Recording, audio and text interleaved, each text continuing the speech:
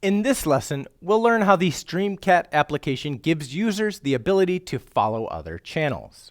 User-generated content live streaming often gives users the ability to follow other channels. This feature allows the application to send a notification to followers when a channel begins a live stream. The StreamCat application does not currently send any notifications. Adding support can be done by querying the list of followers in the Stream Start Event Handler AWS Lambda function and sending a notification via email, SMS, or any other channel that makes sense for your application. To follow a channel, StreamCat creates an entry in the User Channels table that contains both the user's and channel's ID property. This action is handled by the /channel/follow endpoint, which receives the channel ID and creates the relationship. The first part of this endpoint handles the follower relationship.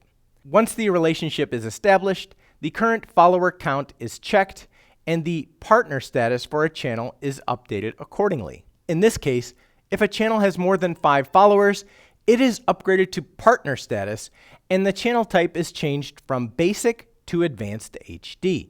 Obviously, this criteria is arbitrary and included to illustrate that channel types can be changed based on certain business rules.